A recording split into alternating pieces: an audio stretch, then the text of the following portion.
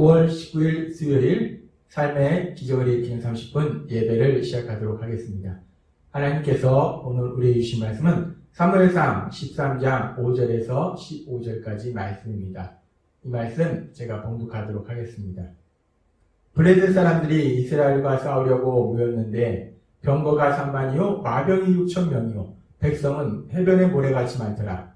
그들이 올라와 베다엔 동쪽 믹마스에 진침해 이스라엘 사람들이 위급함을 보고 절박하여 굴과 숲풀과 바위 틈과 은밀한 곳과 웅덩이에 숨으며 어떤 이브리 사람들은 요단을 건너 갓과 길앗 땅으로 가되 사울은 아직 길갈에 있고 그를 따른 모든 백성은 떨더라.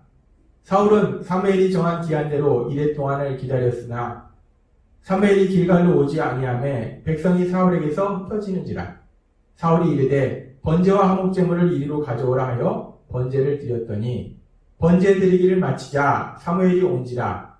사울이 나가 맞으며 문안하매 사무엘이 이르되 왕이 행하신 것이 무엇이냐 하니 사울이 이르되 백성은 내게서 흩어지고 당신은 정한 날 안에 오지 아니하고 블레셋 사람은 믹마스에 모였음을 내가 보았으므로 이에 내가 이르기를 블레셋 사람들이 나를 치러 길갈로 내려오겠거늘 내가 여호와께 은혜를 간구하지 못하였다 하고 부득이하여 번제를 드렸나이다 하느니라. 사무엘이 사울에게 이르되 왕이 망령되이 행하였도다. 왕이 하나님 여호와께서 왕에게 내리신 명령을 지키지 아니하였도다. 그리하였더라면 여호와께서 이스라엘 위에 왕의 나라를 영원히 세우셨을 것이거늘 지금은 왕의 나라가 길지 못할 것이라. 여호와께서 왕에게 명령하신 바를 왕이 지키지 아니하였으므로 여호와께서 그의 마음에 맞는 사람을 구하여 여호와께서 그를 그의 백성의 지도자로 삼으셨느니라 하고 사무엘이 일어나 길갈에서 떠나 베냐민 기브아로 올라가니라. 사울이 자기와 함께한 백성의 수를 세어보니 600명 가량이라. 아멘. 오늘도 이 시간 하나님께서 우리에게 주신 말씀을 듣기 전에 잠시 기도하는 시간 갖도록 하겠습니다. 하나님 아버지 감사합니다. 오늘도 저희들 사랑하셔서 저희를 사랑하신 하나님 만나게 하시고 하나님의 말씀을 듣게 하시니 감사합니다. 하나님 아버지 오늘도 말씀을 통해서 저희의 믿음이 더욱더 굳건해지게 하시고 이 험하고 악한 세상을 살아갈 때 오로지 하나님만을 믿는 믿음, 그 믿음으로 살아가는 저희가 될 수 있도록 은혜 베풀어 주옵소서. 예수님의 이름으로 감사하며 기도드리옵나이다. 아멘. 하나님께서 오늘 우리에게 주신 말씀에 보면은 이 앞에 보면은 지금 이 시기는 사울이 이스라엘의 왕이 되어서 다스린 지 2년 되던 해에 일어난 일입니다. 그렇게 사울이 이스라엘 왕이 되어서 이제 백성들을 모아서 군사를 모아서 이제 자기 나라를 지키고 있을 그때에 사울의 아들 요나단이 블레셋 수비대를 공격합니다. 그리고 이 일로 인해서 블레셋 군사들이 이제 이스라엘을 공격하게 됩니다. 그렇게 블레셋 군사가 이스라엘을 공격할 때 그 블레셋 군사의 수가 얼마나 많았는가? 그 군사의 수가 성경은 해변의 모래 같았다라고 말합니다. 엄청난 수의 군사들을 데리고 블레셋이 이스라엘을 공격합니다. 그렇게 많은 군사를 데리고 더군다나 막강한 철제 무기를 가지고 블레셋이 이스라엘을 공격했을 때 이스라엘 사람들의 반응이 어떠했는가? 그들의 반응에 대해서 사무엘상 13장 6절과 7절은 이렇게 말씀합니다. 이스라엘 사람들이 위급함을 보고 절박하여 굴과 숲풀과 바위 틈과 은밀한 곳과 웅덩이에 숨으며 숨을 수 있는 곳은 다 숨는다는 거예요. 하다못해 웅덩이에 숨는다는 겁니다. 어떤 이브리 사람들은 요단을 건너 갓과 길앗 땅으로 가되 어떤 사람들은 아예 그 땅을 떠나서 아직 요단강을 건너서 피난을 가는 그런 백성들도 있다는 거예요. 백성들이 두려움에 떨고 있습니다. 그 막강한 블레셋 군사가 엄청난 군사력으로 이스라엘을 공격하러 오니까 백성들이 두려워합니다. 그렇게 백성들이 두려워서 숨고 그런데 그 상황 속에서 보면은 길갈에서 이 사울과 함께 있었던 백성들, 군사들도 두려움에 떨고 있습니다. 그런데 사울이 그렇게 두려움에 떨고 있었을 때 사무엘이 이 전쟁에 대해서 하나님은 사무엘 통해서 말씀하실 때 하나님께서 7일 안에 사무엘이 와서 사무엘이 제사를 드릴 거다라고 하나님이 말씀하셨다는 겁니다. 근데 지금 사무엘이 7일이 됐는데도 사무엘이 오지를 않는 거예요. 그러니까 이 사울이 상당히 다급합니다. 백성들은 한 명 한 명 자신을 떠나가고, 그리고 사무엘은 오지 않고, 그러니까 다급해진 사울이 이제 사무엘이 드려야 할 제사를 자신이 드립니다. 7일이 끝나기 전에 사무엘이 온다고 했는데 7일이 다 되어 가는데 사무엘은 오지 않고 백성은 떠나고, 그러니까 다급한 마음에 사울이 직접 제사를 드립니다. 그리고 사울이 제사를 드리는 것을 마쳤을 때 그때 사무엘이 드디어 사울에게 옵니다. 그리고 그 상황을 파악한 사무엘이 사울에게 이렇게 말합니다. 사무엘상 13장 12절 말씀.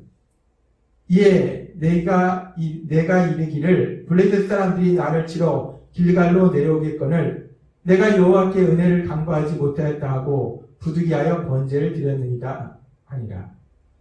지금 사울의 이 이야기를 들으면 전쟁을 해야 되는데 근데 내가 여호와께 은혜를 구하지 못했다. 이 전쟁을 내 힘으로 하는 것이 아니라 여호와 하나님의 도우심으로 해야 되는데 제사를 통해서 여호와 하나님의 도우심을 구하지 못했기 때문에 사무엘은 오지 않고 내가 그래서 직접 제사를 드려서 여호와 하나님의 도우심을 구하기 위해서 제사를 드렸다라고 사울이 말합니다. 지금 이 사울의 이야기를 들어봤을 때는 얼핏 듣기에는 사울이 믿음이 상당히 좋은 것 같아요. 전쟁을 하는데 물론 자신들의 힘으로 이길 수 없는 전쟁이긴 하지만 어찌됐든 전쟁을 하는데 자신들의 힘으로 그 전쟁을 하려고 하는 것이 아니라 여호와 하나님께 은혜를 구하려고 여호와 하나님의 도우심을 구하려고 제사를 지내는 그 모습을 통해서 이 사울이 믿음이 있구나. 하나님의 도우심으로 전쟁을 하는구나 라고 우리가 볼 수 있어요.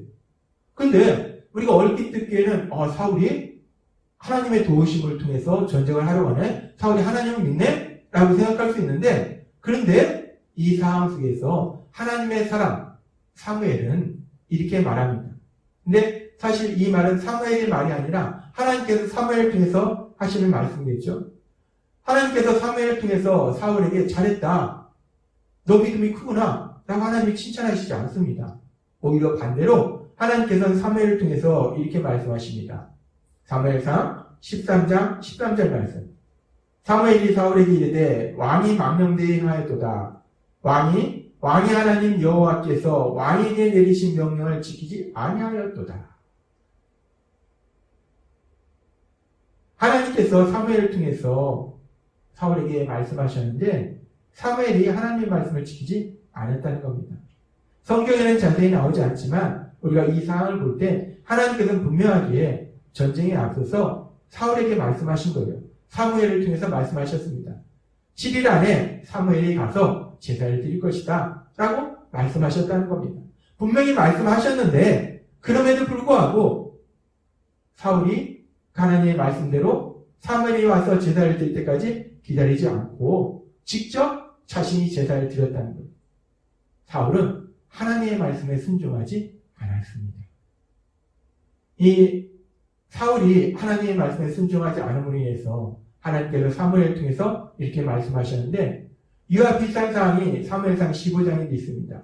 사무엘상 15장에도 사울이 하나님의 말씀에 온전히 순종하지 않습니다. 그때 하나님께서는 사무엘 선지자를 통해서 사울에게 이렇게 말씀하십니다. 사무엘이 가로되 여호와께서 번제와 다른 제사를 그 목소리 순종하는 것을 좋아하신같이 좋아하시겠나이까. 순종이 제사보다 낫고 듣는 것이 수양의 기름보다 나으니 라고 말씀합니다. 순종이 제사보다 낫다 라고 말씀합니다. 하나님의 말씀을 듣는 것이 가장 중요하다라는 말씀이에요. 그런데 사울은 하나님의 말씀을 듣지 않았습니다. 순종하지 않았어요. 사울이 믿음이 있었다면 사울은 하나님의 말씀에 순종했을 거예요. 그런데 우리는 이 상황을 통해서 사울이 하나님을 온전히 믿지 않았다는 겁니다. 사울이 온전히 하나님을 믿었다면 그 어떤 상황 속에서도 사울은 하나님의 말씀에 순종했을 거라는 거예요. 사무엘이 올 때까지 기다렸을 거라는 겁니다. 하나님이 그렇게 말씀하셨기 때문에 하나님의 말씀을 믿고 그대로 기다렸을 거라는 거예요. 근데 사울은 하나님을 온전히 믿지 못했습니다. 그렇기 때문에 지금 군사들은 두려움에 하나하나씩 다 도망가고 앞에 블레셋의 그 엄청난 군사들이 있고 자신의 눈에 보이는 것은 그 군사들이 도망가는 것이 보이고 또 자신의 눈에 보이는 것은 앞에 있는 엄청난 블레셋 군사들이 보이고 그러니까 사울의 마음에 두려움이 있고 의심이 생기기 시작한 거예요. 하나님이 분명히 7일 안에 사무엘을 보내셔서 제사를 드리게 하신다라고 말씀하셨는데 7일이 다 되어가는데 사무엘이 안 오는 겁니다. 이 사울의 마음에 의심이 생깁니다. 정말 사무엘이 올까? 정말 하나님이 말씀하신 대로 이루실까? 정말 그러실까? 의심이 생긴 거예요. 그렇게 의심이 생기기 시작하니까 사울이 점점점 두려워집니다. 그리고 그 앞에 있는 블레셋의 엄청난 군사들, 도망가는 병사들, 이 눈에 들어오는 거예요. 그러니까 사울이 결국은 하나님을 온전히 믿지 못하기 때문에 사울은 그 하나님, 모든 것을 할 수 있는 그 전능하신 하나님을 바라보는 것이 아니라 육체의 눈에 보이는 상황을 보더라는 거예요. 블레셋 군사를 보고 도망가는 병사를 보고 그러다 보니까 사울은 결국 하나님의 말씀에 불순종하고 죄를 짓고 오늘 우리가 이 말씀을 통해서 하나님께서 우리에게 생각하게 하세요. 우리가 이 세상을 살아갈 때 우리가 믿음의 삶을 산다는 것은 어떤 삶을 사는 것인가? 믿음의 삶을 산다는 것은 하나님의 말씀에 순종하는 것이고 또 믿음의 삶을 산다는 것은 우리가 무엇을 볼 것인가 하는 부분에 대해서 말씀하십니다.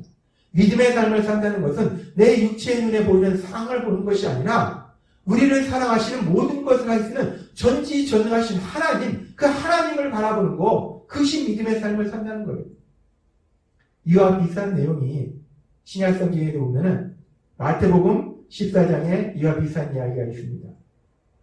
예수님께서 무리를 걸어오실 때 베드로 사도가 그 모습을 보고 예수님한테 저도 무리를 걷고 싶습니다 라고 얘기하니까 예수님이 말씀하세요. 마태복음 14장 28절 베드로가 대답하여 이르되 주여 만일 주님이시거든 나를 명하사 무리로 오라 하소서 하니 오라 하시니 베드로가 배에서 내려 무리로 걸어서 예수께로 가되 예수님께서 무리로 걸어와라 라고 말씀하시니까 베드로가 무리를 걷는 놀라운 기적을 체험합니다. 그렇게 무리를 걷던 베드로가 갑자기 빠져들어가는 물속에 빠져들어갑니다. 왜 그런 일이 벌어질까?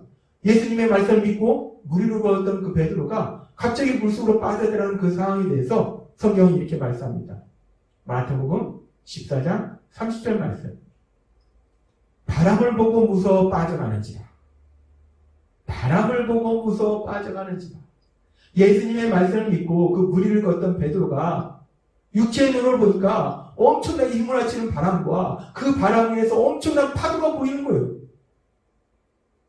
육체의 눈을 보니까 너무 두려운 거예요. 야, 내가 여기서 어떻게 오를 수 있지? 저 바람 봐, 저 파도 봐.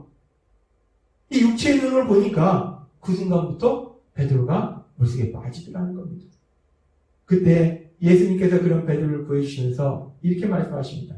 마태복음 14장 31절부터 32절 말씀. 예수께서 즉시 손을 내밀어 그를 붙잡으시며 이르시되 믿음이 작은 자여 왜 의심하였냐 하시고 믿음이 작은 자여 왜 의심하였느냐 왜 의심하였느냐 믿음이 사라지고 의심하니까 어떤 현상이 일어나는가? 육체의 눈으로 보게 되더라는 겁니다. 믿음으로 말씀하신 그 예수님을 바라보는 것이 아니라 육체의 눈으로 보이는 바람이 보이고 파도가 보이더라는 거예요. 육체의 눈으로 보이는 상황이 보이더라는 겁니다. 하나님은 오늘 우리에게 말씀하십니다.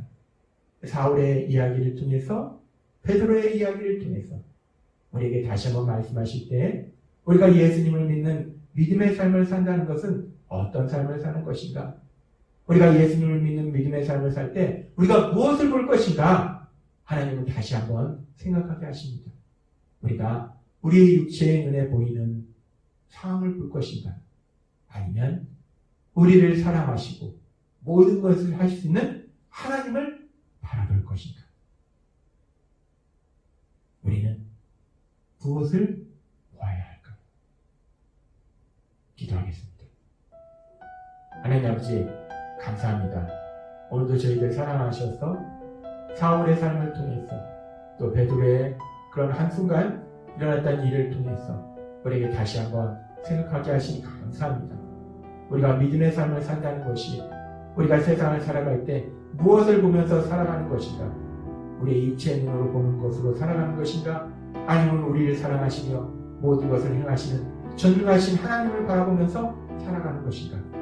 오늘 말씀처럼 우리가 육체의 눈으로 바라보지 아니하고 우리를 사랑하시는 전능하신 하나님, 그 하나님을 믿음으로 인해서 그 하나님을 바라보며 살아가는 저희가 될 수 있도록 은혜 베풀어 주옵소서. 예수님의 이름으로 감사하며 기도드리옵나이다. 아멘. 이 시간도 하나님께서 우리에게 주신 말씀을 묵상하면서 조용히 기도하는 시간 갖도록 하겠습니다.